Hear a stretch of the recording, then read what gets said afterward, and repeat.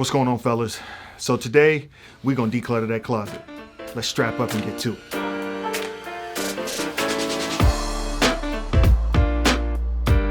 Boom, do we groove? Okay, so in this third installment of our Building Our Wardrobe series, we want to go over decluttering our closet. The first video, we talked about picking your style. The second video, we went over the colors that complement your skin tone. Now, we're going to get that closet together. So the first thing that you want to do when you're going through there, and we want to approach this from a more structured approach. How we want to do this is we want to go in there and get rid of anything that we aren't using or haven't used for the last year. So if you haven't put something on, I don't care what the reason is, it's because you just didn't like it, it didn't flatter your body type, doesn't matter. If you haven't found a reason to be able to wear these clothes, and it could be because you just have so many clothes. That's another thing. You reduce the focus, reduce the amount of things that you can actually get into. Get it out of there. Now, what do I mean by get it out of there? Don't just take this and throw it into the trash. The fashion industry is very wasteful, very resource intensive when they make these clothes. So we want to try and get these back into circulation. So I don't care if you take them to a homeless shelter. I don't care if you give them to your brother or your cousin. I don't care if you take them to the local Goodwill. It doesn't matter. Get those clothes back into circulation so that somebody else can use them. Because if you can still use them, but for whatever reason you just aren't using them, let somebody else who's a little bit more disadvantaged make use of them. All right. So number 2 on the list, you want to get rid of everything in your closet that is ripped, faded, stained. You know, when you wear some t-shirts, you get those little armpit stains or what have you. Get those out of there. That's when the aluminum from your deodorant is mixing with your skin and then it stains your shirt. Get it out of there. No one wants that. If anything, like black shirts, dark blue shirts, things like that, when they have that kind of white haze on them, they're not necessarily faded, but they're getting lighter. Get them out of there. They're past their prime. If there's tears along the collar, if there's tears along the edge, tears or rips anywhere, unwanted rips, because you know there's some distressed looks out there that some of you guys are rocking. Get them out of there. Now these things you probably don't want to donate. These are past their prime. Set them out to pasture. Put them right in the dumpster. Get them gone. Now the third thing that we want to do from the clothes that are left, we want to store away any seasonal items that might still be lingering around. I'll give you an example. Right now, it's January 2020 here in Atlanta, Georgia. So it's a little nippy outside. So that means that I'm not going to be wearing shorts or short sleeve button-up shirts or any lighter weight fabrics or materials or anything like that. So what you want to do is you don't want to make any decisions on those because your weight might fluctuate or what have you by the summertime. You want to fold those up nice and neat. You want to put them in some type of a container that you can store out of the way. Now, I'm using some plastic containers or plastic bag containers that I got from the Container Store. And they work great because they're see-through. I can see what's in there. I know exactly what's in there. I know when I pull it down, exactly what I'm pulling down. These things, I think this is the medium. So it comes, I think this was like $15 and you get 2 of them in there. So right here, I'm storing my shorts. So yeah, so it's a great thing, but it doesn't matter what container you use, just as long as you put them in some kind of a bin and you put them out of the way. Now, make sure that before you put them in these containers that they're clean. That means if they need to be dry cleaned, you get them dry cleaned. If they need to be put in the wash, you put them in the wash, because stains and patches and spills or anything that you have that just kind of sit on that fabric, they kind of get baked in and it's almost impossible to get them out when you have stored them away for months and months and then you pull them out. You're going to end up throwing them away anyway. So just make sure that you get them cleaned and then put them away. So now number 4. Okay, so now that closet is starting to pare down. Great. So now you want to make sure that you get rid of anything that doesn't fit either your body type, your personal style, color palette, whatever you've chosen in the first 2 videos, if they don't fit that paradigm, even though they might still fit or they might still look good or whatever, you want to make a critical decision on whether or not you want to keep this particular outfit. And that's good, right? Because now you're getting to a point to where you're making critical decisions on the clothes and the things that you want to keep. I'll give you an example.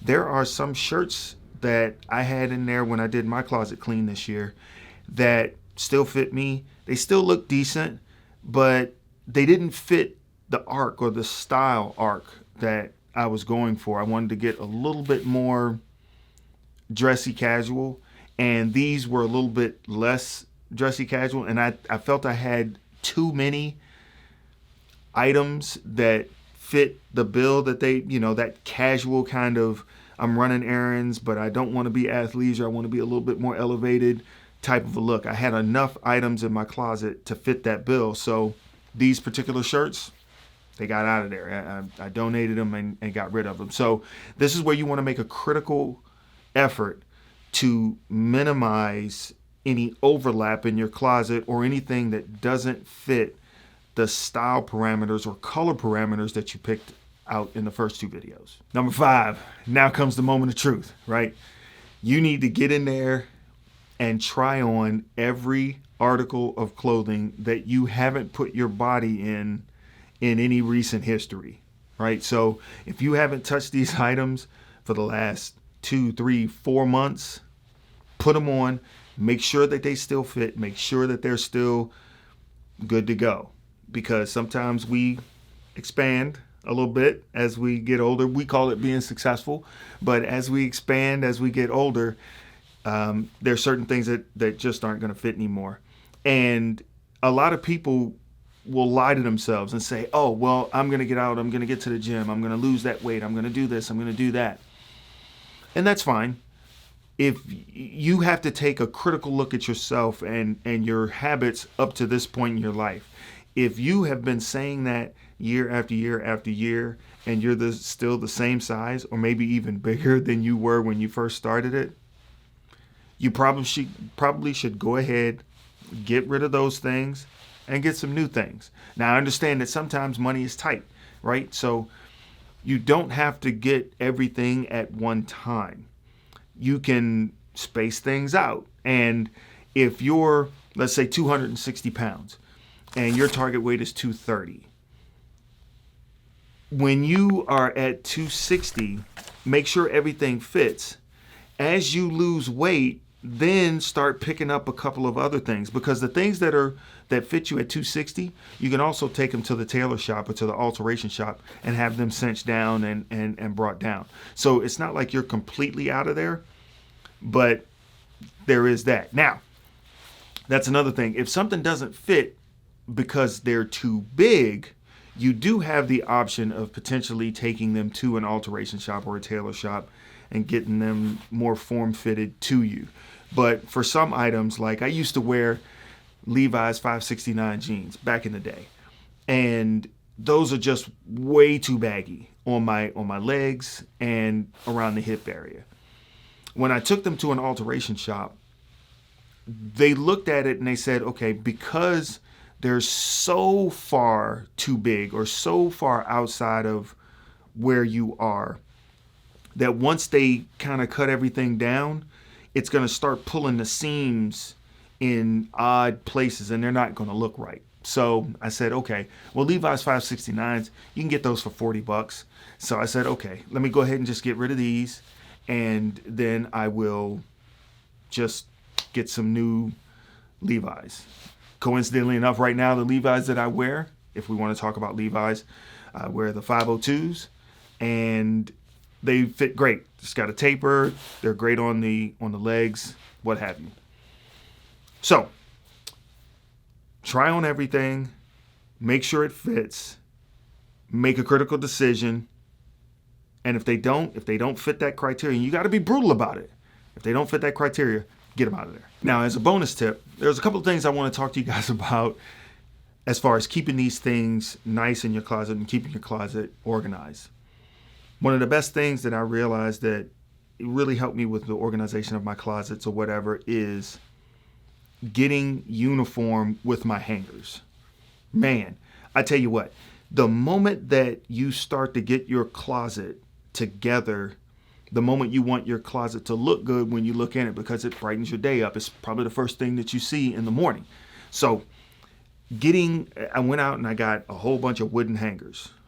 And even though wooden hangers are, I don't know, $6 or $7 a pop or something like that, it really starts to add up. So do it in phases, get a couple of packets. I think the Container Store, again, one of my favorite stores, the Container Store has packets of, I think, 20 or 15 hangers that you can get. And I think there's like $15 or $20, maybe $30, something like that. And, just as you get paid, every time you get paid, go in there, get another pack. Sooner or later, you're going to have anywhere from 50 to 100 to 150 hangers, depending on how many clothes you have. And then you use it that way. Fantastic way to go about getting your closet organized and together. Another closet hack, and I can't stress this enough, invest in a decent steamer. Look, let me tell you something. Growing up, that iron was the best way to get those wrinkles out of those clothes. But if you, in today's day and age with delicate fabrics and just time, because to get that iron going, think about everything that you have to do. You got to set up the ironing board. You got to put water in it. You got to wait till it heats up. You got to pump it to make sure that the moist and steam comes out. You turn it over to make sure the iron's still going. And heaven forbid, if the iron, before you use it, has calcium deposits or whatever on it. So you got to kind of scrub those off. And iron is a pain in the butt. So invest in a decent steamer. And I mean, by decent, I paid $30, $40 for mine at Bed Bath & Beyond. Just go in there, get one, and get a hook or something, take it into the bathroom. Some people take their clothes into the bathroom, and while they're taking a shower, they hang their clothes up in the bathroom with them, and that steam from the shower kind of helps loosen them up. That's fine. That's your prerogative. I don't want my clothes quite that wet. But for me, in the morning, or really, I try and do this before I go out, or go to bed at night. I'll hang my clothes up. I'll give them a good steam, release that fabric. I'll leave them hung up. I'll go to sleep, and then I'll wake up, and then boom, I just get dressed and I'm out the door. That's another closet hack. Make sure that you kind of lay out your clothes the night before, because when your closet starts to expand, it's tough to make that decision in the morning. It's tough. So wake up. If you wake up though, and your clothes are already kind of laid out for you, you lay out your own clothes. It's beans, it's butter. And last, but certainly not least, invest in some garment bags.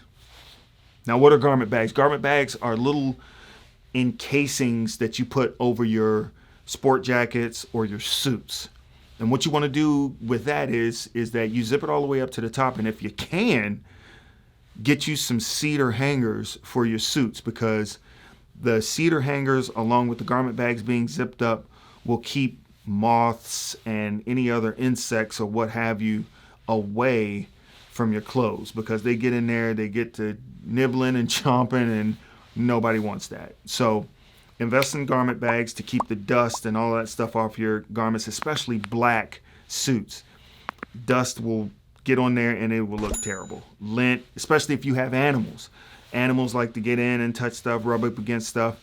So you definitely want to put some garment bags around it with cedar hangers. If you can't get cedar hangers, that's fine. Use those wooden hangers that you got and keep it pushing. Also, if you're going to get a suit, make sure that you get a suit hanger, because the thinner the shoulders are right here, they'll tend to leave those little devil's horns that a lot of people see and they're like, oh man, how is that? Yeah, that's from your hanger. So you want to get the hangers that are wide at the shoulder, because that will help to keep the structure of your suit in place. I also use suit hangers with a lot of my jackets as well, my denim jackets, my medium weight jackets, my suit jackets, things like that. Not suit jackets, but my overcoats, my top coats. I'll definitely use suit hangers with that, something with a wide shoulder that's going to help keep that structure. Man, now that closet is together, you've picked your clothes, you've picked your colors, you've picked your style. Now comes the fun part. Now we get to shop. Now it's time to go out there and get those shops. So in the next video, I'm gonna give you some tips, some tricks on where to source your clothes, how to get your clothes online and make sure that they have them in the right size and make sure that the fit and everything is together that you need. Man, it's exciting. We're getting through this. We're grinding through it. Do we groove?